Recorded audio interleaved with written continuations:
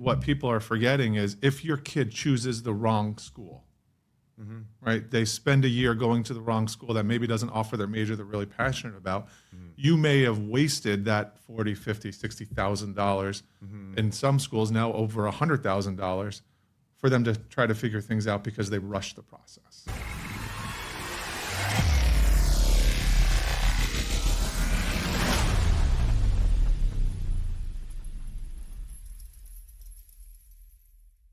Your oldest is the countdown's on. Countdown's on. Oh my gosh. Yeah.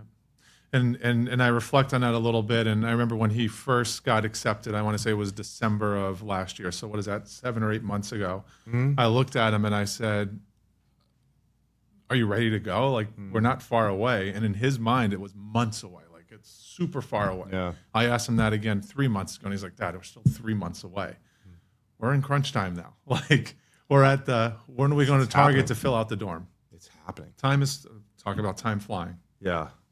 Was that a hard decision for you guys? I mean, was it a difficult process for? Yeah, if it's done right, and I'll explain what I mean by that. If it's done right, it's a really exciting process to go through. And what I have seen through my son is a lot of people don't do it right. In other words, we talk a lot about planning, and we did a lot of planning around college, not just financial, but around how are we going to figure out which college for him is going to be the great fit. So, and it started with some of the basic things we can think about is, well, how far do you want to go? Like, what's the distance? Do you want to go all the way to the other side of the country, or do you want to stay close to home? Or do you want something in between? Then the next side of that is, well, what size school do you want to go to? Do you want to go somewhere small where there might be 3,000 to 5,000 people? Or do you want to go out to one of the larger universities where there's 50,000 people? So starting small and chipping away of what you want to do helps you figure out, well, which school should I go visit now? And what we've experienced, or what we've seen with a lot of our friends that have gone through this process is they rush it. They don't take the time to really think about which schools do I want to go visit, which schools would be a good fit for me.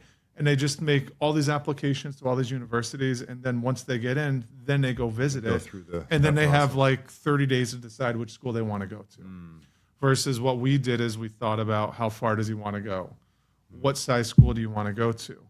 And then we looked at what potentially does he want to major in, and it gave us a block of schools that we needed to go visit. And we took that block of schools starting in the beginning of his junior year, so a full year in advance, and took the time to go visit them while school was in session. So we could get a really good feel for how campus felt like and all those different things. And then we went back multiple times.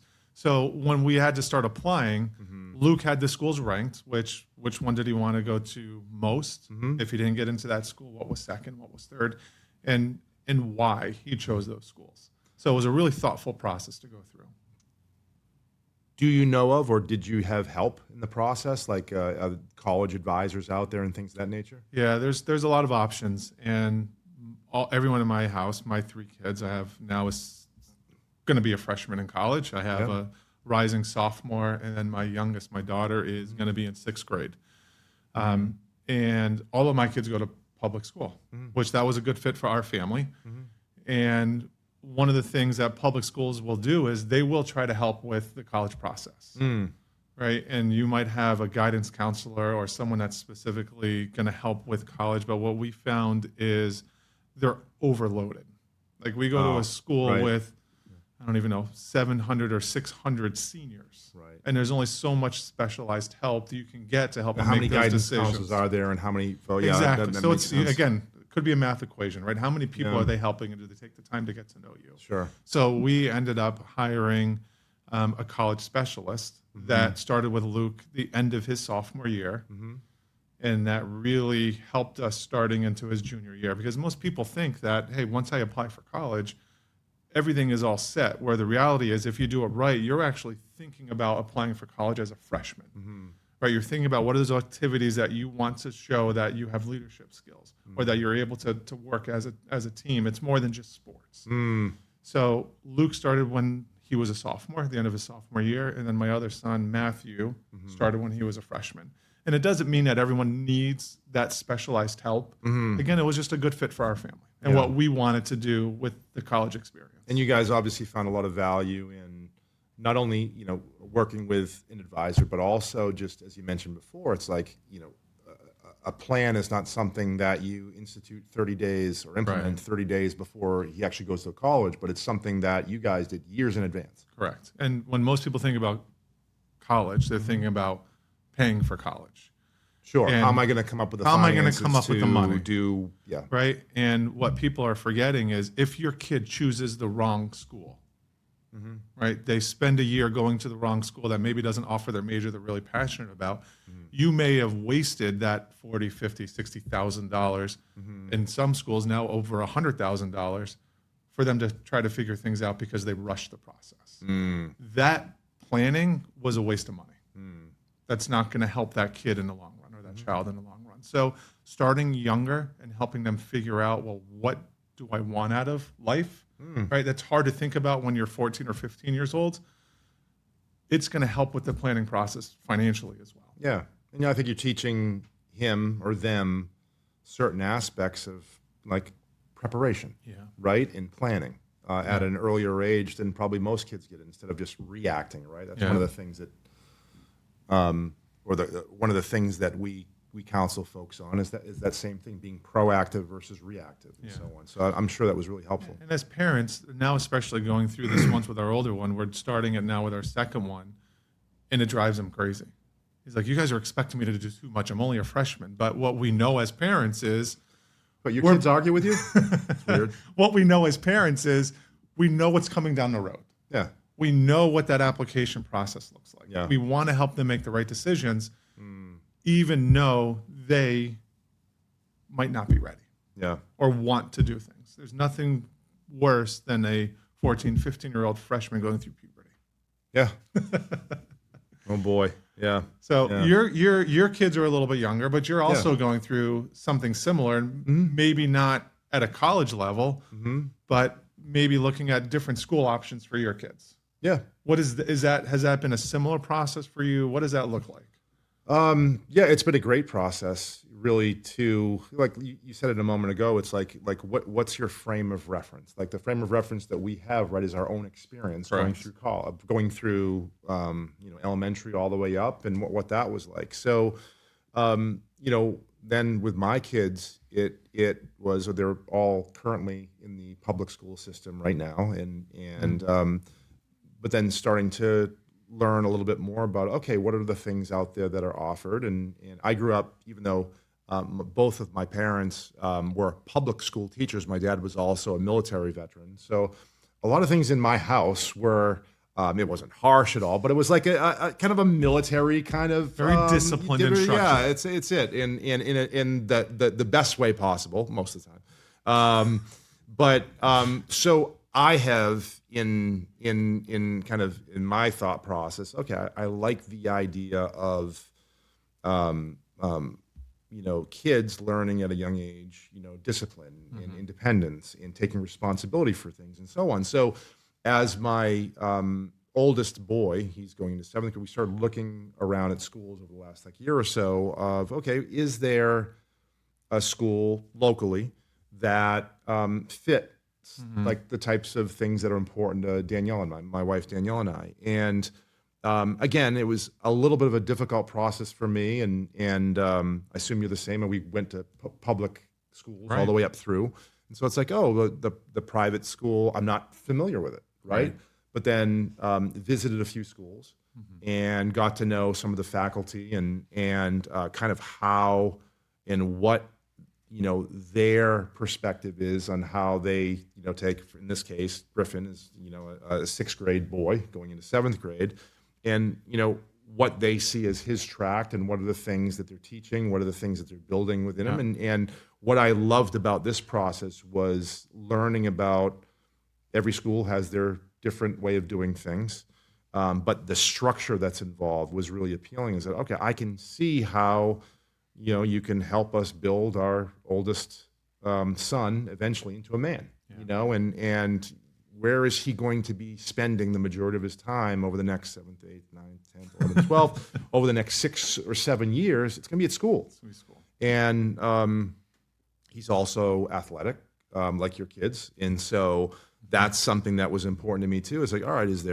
are there schools that have great athletic programs around here that, because I firmly believe, as I know you do too, is that through athletics, kids learn a lot of great life lessons. And part of that maturation process, for myself in particular, through sports my entire life, athletics were huge, absolutely huge. And so those are a couple things that we've gone through in the process. And it's been really eye-opening for me, not having kids going into college, but the opportunities that are out there and the different flavors of different schools and learning about all that and coming to a decision. Yeah, it sounds like it's a very similar process, just started at a younger age. Yeah. And was this driven by him? Was it driven by you guys? Was it a combination?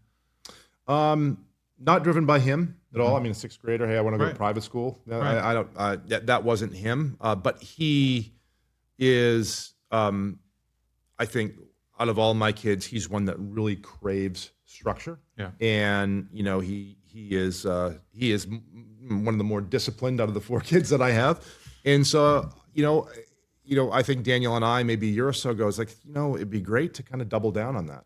Because kids, they get older and they get exposed to different things. I'm like, hey, can we do well by him and our family by perhaps getting him in an environment where that continually builds out those great qualities that he's showing signs of having? And that was a big piece for us, is that it didn't necessarily come from him, but it was something that we noticed in him that, he's a kid that will go out in the driveway and shoot baskets for hours on end, or hit off a tee or such. But on that same note, building that same thing in academics with him is really, really important to us. Yeah. And so that's something that the school we ended up choosing is just has us convinced that that's the right place for him.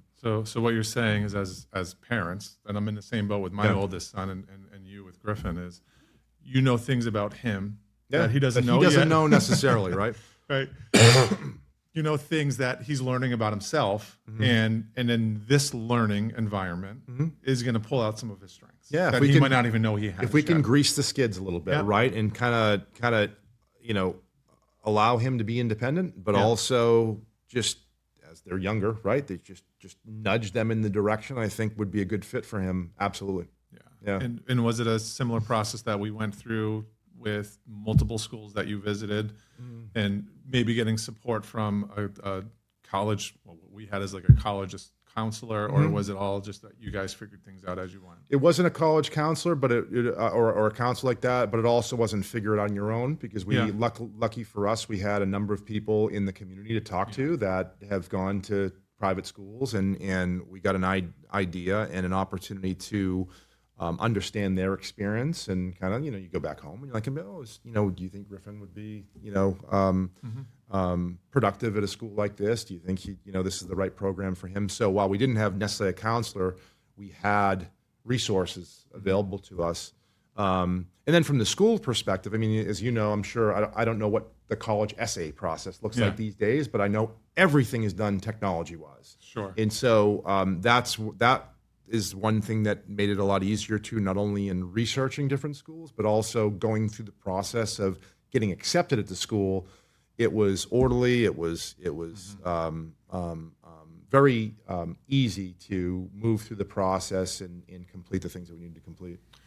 Did you and Danielle plan on doing this for a while? In other words, did you financially plan for this, or is this something that you guys are taking on as it goes right now? Yeah. So if when this, because 2 years ago wasn't really having this conversation about private schools, but then a little bit more recent than that, it was what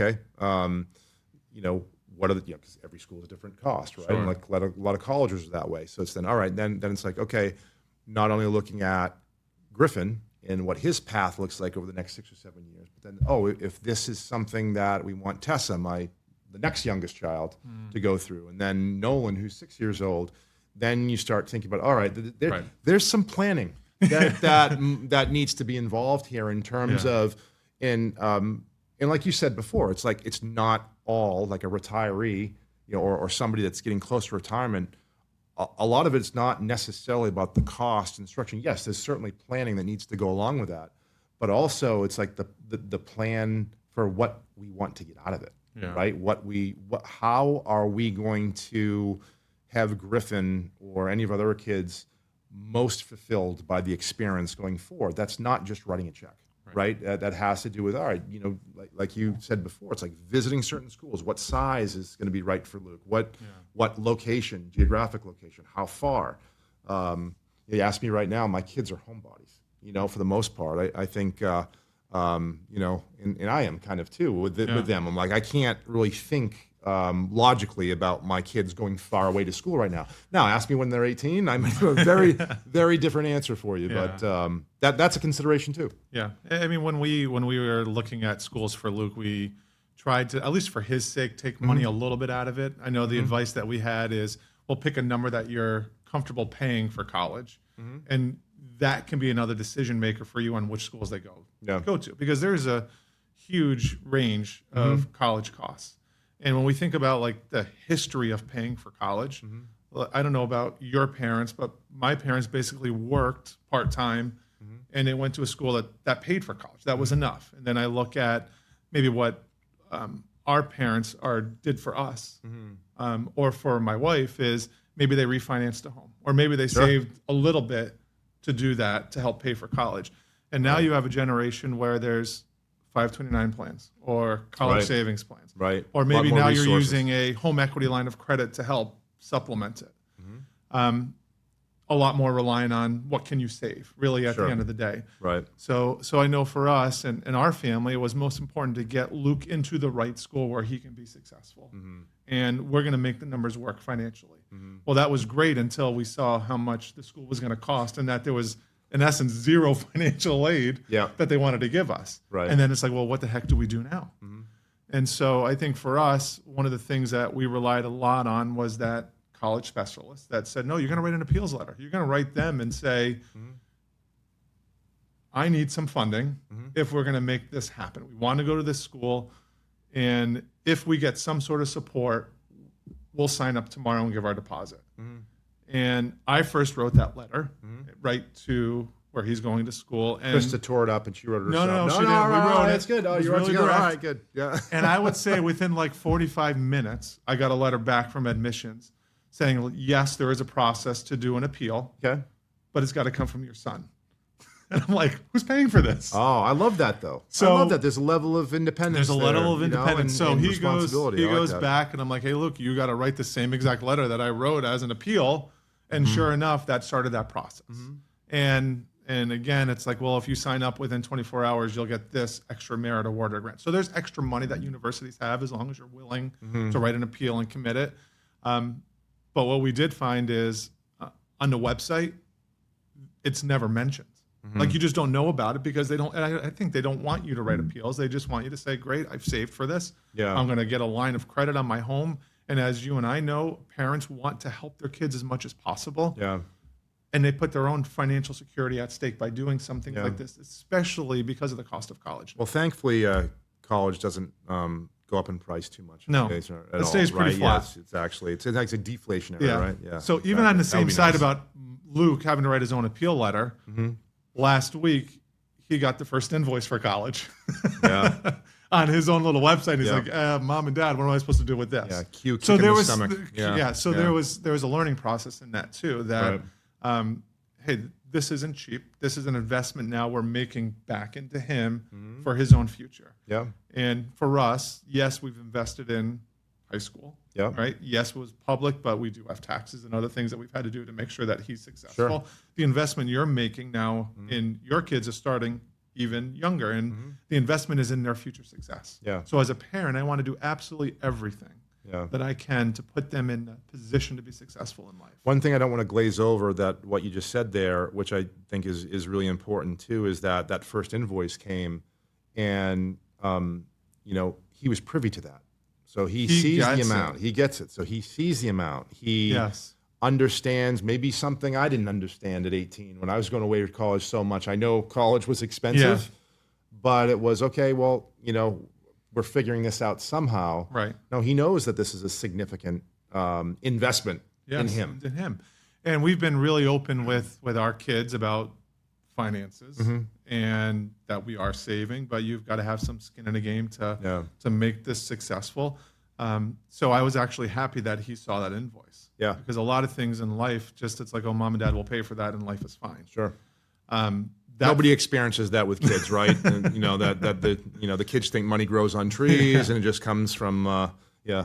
And he had the conversation. He's like, okay, how are we doing this? And I think that's healthy dialogue with your kids to be open and have those types of conversations. So we explained to them what Krista and I have saved, how we're planning on paying for this. And his next question is, well, what about when Matthew has to go?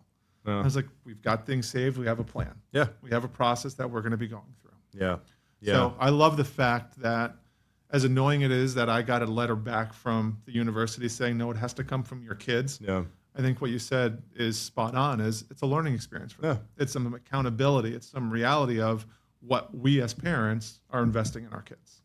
Financially now. I think just hearing you talk about the whole experience, obviously, all of the things that, our kids will learn in school, whether it's college or what have you, but communicating with them along the way. And as you did with them, going through a process of planning over the last number of years, I think will impress upon him, right? The fact that, hey, these things don't just get created out of thin air.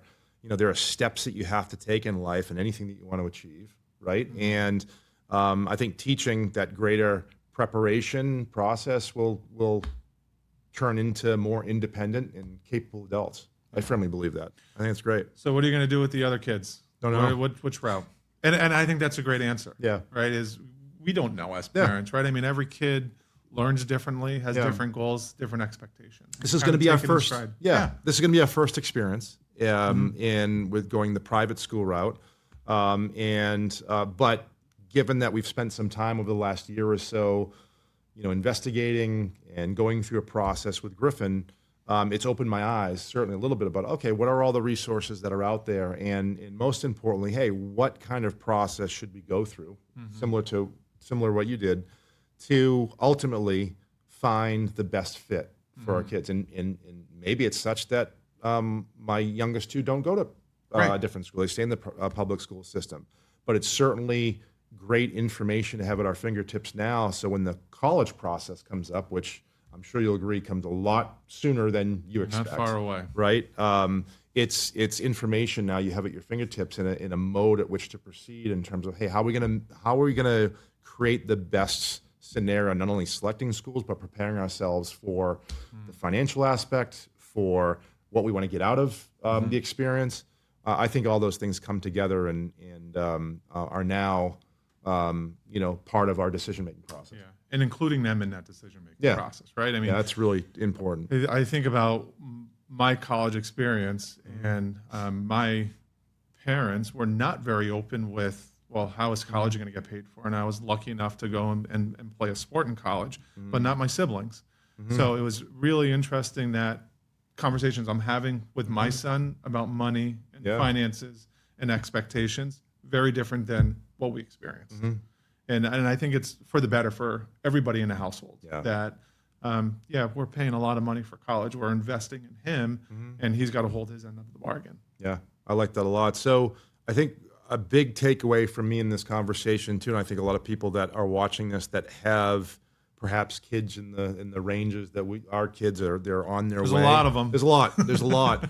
I think that the big takeaway, I think we talked about some great stuff. The big takeaway is, to me, is having your kids part of that conversation. That's the one big thing I think that I think is the most important thing to take away is, I think, first of all, they learn so much about what it really takes, and discussing the finances with them and discussing where that comes from, and I don't think to put any undue pressure on them, but to them understand, hey, this is a serious decision.